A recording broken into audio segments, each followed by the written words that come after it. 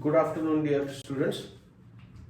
In continuation with the scapular region, yesterday when we had talked of the rotator cuff muscles, there is one very important point, a very short topic again, which we need to understand in relation to the muscles of the scapular region, that is triangular and quadrangular spaces around the scapula.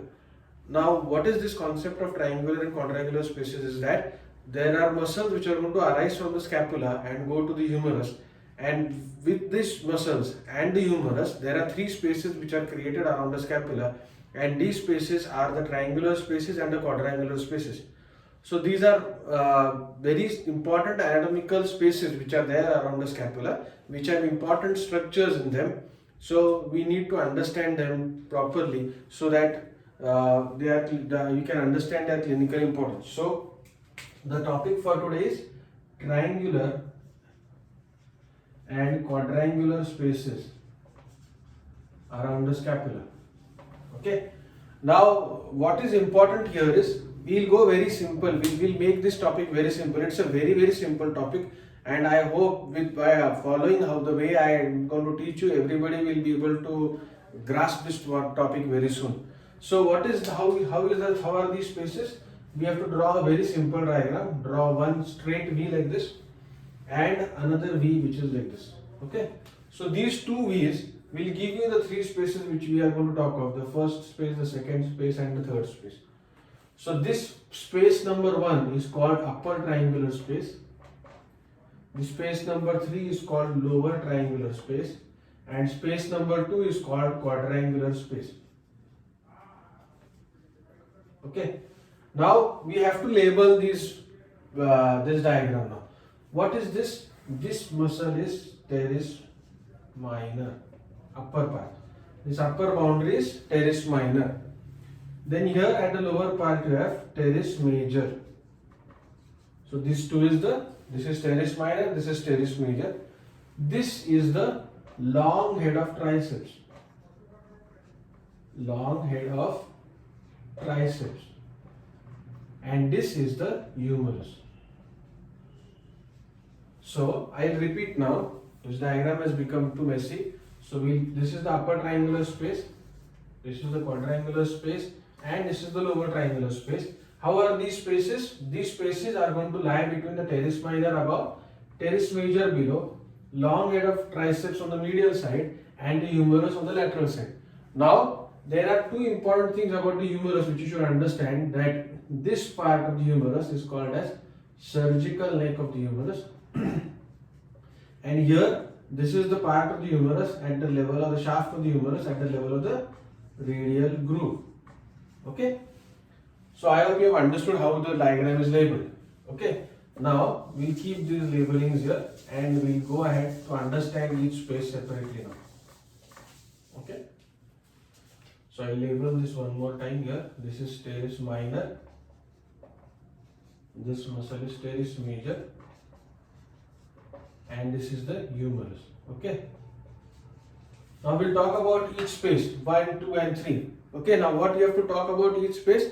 Firstly, you will have to talk about the boundaries of the space, and the second point is the contents of the space. These are the 2 points on which you are going to write this answer. So we'll talk about space number 1. Now space number 1 is called upper triangular space. Now if you look at the boundaries of the upper triangular space, it is bounded superiorly by teres minor, inferiorly it is bounded by teres major, and laterally it is bounded by the long head of the triceps. I hope you have understood this. So what are the boundaries of the upper triangular space? Superiorly by teres minor, inferiorly by teres major, and laterally it is bounded by the long head of the triceps. Okay, now what does this space have? This space has one artery, there is one nerve and one artery. Okay, so what is the nerve and the artery that is going to be here? You will have suprascapular artery and nerves. Okay, suprascapular artery and nerve, that is going to be in the upper triangular space. I hope you have understood this.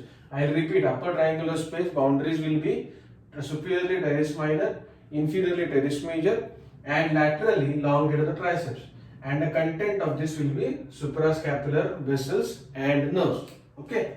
Now coming to this space number 2 is the quadrangular space. Now, what are the boundaries of the quadrangular space? Here, Superiorly you can see teres minor, inferiorly you can see teres major. Medially, now this is medial for this space, this will be long head of the triceps, and here I told you it is going to be laterally, it is going to be surgical neck of humerus. Surgical neck of humerus. But what you have to add is that this above the teres minor there are two things. You will have the capsule of the shoulder joint and subscapularis as two additional boundaries which are going to be there superiorly. So if you talk about boundaries of the quadrangular space, superiorly it will be bounded by subscapularis, capsule of shoulder joint and teres minor. Inferiorly it will be bounded by teres major. Medially it will be bounded by long head of the triceps, and laterally it is going to be bounded by the surgical neck of the humerus. Now what is going to be there here? The surgical neck of the humerus has the axillary nerve which is going to be there winding around the surgical neck of the humerus, and along with the axillary nerve you have posterior circumflex humeral artery. So the two contents of the quadrangular space are axillary nerve and posterior circumflex humeral artery. Is this clear? So I will again repeat, the boundaries of the quadrangular space are superiorly subscapularis, capsule of shoulder joint and teres minor, inferiorly teres major, medially long head of the triceps, and laterally surgical neck of the humerus, and the contents of this space are going to be the axillary nerve and the posterior circumflex humeral vessels.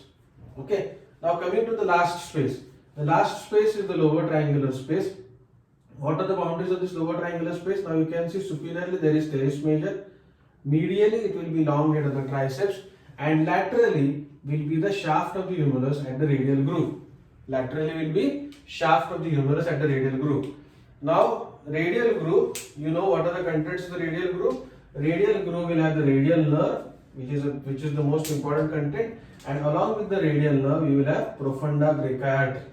Okay, so these are the contents of lower triangular space. So what is the lower triangular space bounded by? Superiorly it is bounded by teres major, medially it will be bounded by long head of the triceps, and laterally it is going to be bounded by the the shaft of the humerus at the radial groove. What are the contents of this lower triangular space? The contents of the lower triangular space are radial nerve and profunda brachii artery.